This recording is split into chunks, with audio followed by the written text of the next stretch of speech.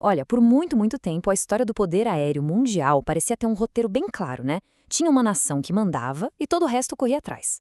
Só que esse cenário está mudando, e mudando rápido. Tem uma nova corrida tecnológica acontecendo agora mesmo, redesenhando completamente o equilíbrio de forças lá em cima. E olha, as regras do jogo nunca foram tão complicadas. Então, a grande questão é essa, né? Quem é que vai dominar os céus no futuro? E é aqui que a gente precisa mergulhar fundo, porque a coisa não é mais tão simples, não é só sobre ter o avião mais veloz. A verdadeira briga é por quem domina a tecnologia, a estratégia e principalmente a informação. Para a gente entender o que está acontecendo agora, a gente precisa dar um passo atrás, sabe? Olhar para um passado bem recente. Uma era que foi marcada por uma superioridade tecnológica americana, assim, quase absoluta. E o símbolo disso? Aeronaves que pareciam ter saído direto de um filme de ficção científica. Pensa no B-2 Spirit. Ele não era só um avião, era uma declaração de poder. Uma máquina projetada para uma coisa bem específica. Ir a qualquer lugar do planeta, passar por cima das defesas mais avançadas que existem e atacar com uma precisão cirúrgica. Tudo isso sem nem ser visto no radar.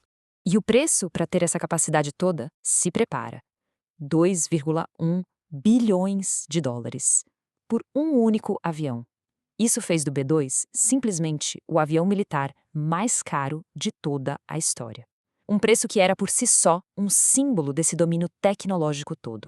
E claro, esse valor todo vinha do que ele era capaz de fazer. A tecnologia stealth de invisibilidade ao radar era o seu grande trunfo. Mas não era só isso. Combina isso com o alcance intercontinental, que permitia decolar dos Estados Unidos e atacar alvos do outro lado do globo, e ainda por cima levar aquelas bombas temidas, as Bunker Busters, que conseguem destruir alvos a dezenas de metros de profundidade.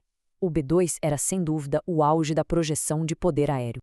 Ok, se o B-2 era o mestre do ataque estratégico, o F-22 Raptor, esse era o rei absoluto do combate aéreo, do dogfight. Um caça de superioridade aérea tão, mas tão avançado, com uma mistura mortal de stealth e uma agilidade de outro mundo, que o governo americano simplesmente proibiu a venda dele para qualquer outro país.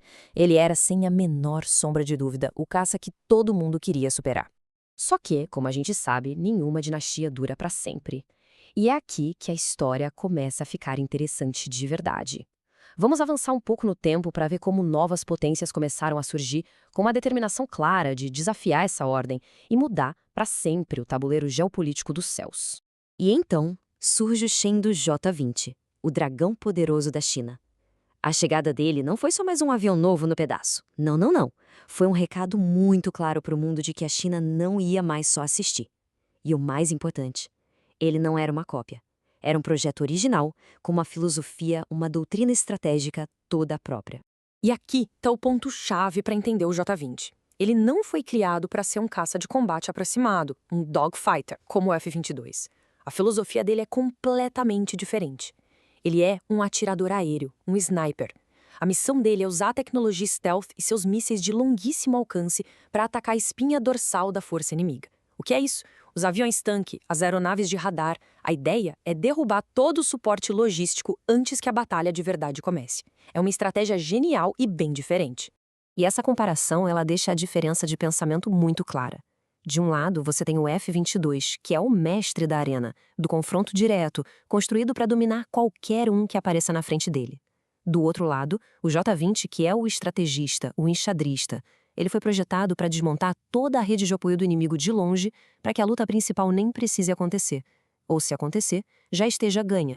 E a competição não para por aí, não. A Rússia também entra nessa briga com seu Su-57, apelidado pela OTAN de Felon. Talvez ele não tenha o mesmo nível de stealth que os caças americanos e chineses, mas ele compensa e muito com velocidade, uma manobrabilidade que é de cair o queixo e um pacote de sensores super avançado. Resumindo, o céu ficou ainda mais disputado. Bom, com esses novos desafiantes tão poderosos na área, a resposta dos Estados Unidos não podia ser só uma versão melhorada do que já existia. Não dava mais. Era preciso dar um salto quântico em tecnologia. Era preciso criar uma geração inteiramente nova. E essa linha do tempo aqui mostra bem o ritmo dessa inovação. O F-22 reinou soberano por quase 20 anos. Mas agora, a gente já vê a chegada do B-21 Raider e a projeção do futuro F-47. Isso marca uma transição muito clara para uma nova era do poder aéreo. Olha só, o B-21 Raider que voou pela primeira vez lá em 2023. Ele não é só um substituto para o B-2, não. Ele está sendo chamado de a primeira aeronave de sexta geração a voar. Ou seja, ele foi pensado do zero para essa nova era de combate. Um combate totalmente conectado e inteligente. E para ocupar o lugar do lendário F-22 Raptor. Aí entra o programa NGAD, que é a sigla para Domínio Aéreo da Próxima Geração. É desse programa que deve sair o futuro F-47. E o objetivo aqui é ambicioso. Não é só fazer um F-22 melhor. É redefinir o que significa ter domínio aéreo num futuro onde essa superioridade já não é mais algo garantido. E é aqui que a gente chega no ponto central de toda essa nossa conversa. A grande virada de chave, a mudança fundamental. Não está na fuselagem, nos motores. Está na filosofia, na ideia por trás dessas novas máquinas voadoras. Então, afinal, o que define um caça de sexta geração? Olha, não é só ser mais invisível ao radar ou voar mais rápido. A grande sacada é a capacidade de ser um centro de comando numa rede de batalha. Pensa num quarterback no céu. Ele processa uma quantidade absurda de dados de todos os lados, controla drones que voam junto com ele e usa inteligência artificial para ajudar a tomar as melhores decisões em frações de segundo. Esse futuro que já está batendo na porta, ele é definido por algumas coisas. Redes de dados super integradas, inteligência artificial como copiloto e uma arquitetura de software aberta. Isso permite atualizações rápidas, tipo o que a gente faz no nosso celular. E talvez a ideia mais maluca e revolucionária de todas seja o conceito de teaming, que é um piloto humano controlando um enxame de drones wingman que voam ao lado dele. Isso multiplica a força e a capacidade de ataque de um jeito impressionante. Ok, depois de tudo isso, como é que fica o tabuleiro de xadrez hoje? Vamos dar uma resumida para a gente ter uma foto bem clara de como as coisas estão agora. Essa tabela resume bem o jogo. A gente tem os caças de quinta geração dos Estados Unidos, da China e da Rússia, todos já voando operacionais. Eles formam a linha de frente do combate aéreo hoje. Mas, e esse é o grande mas, os Estados Unidos já estão na fase de testes com sua primeira plataforma de sexta geração, o B-21, tentando mais uma vez dar o próximo grande salto tecnológico. E a conclusão de tudo isso, ela é bem clara e inevitável. Aquela era de domínio absoluto de uma única nação nos céus acabou. Simplesmente acabou. Os céus hoje são uma arena multipolar, um lugar onde a competição tecnológica é constante, é feroz e não para um segundo.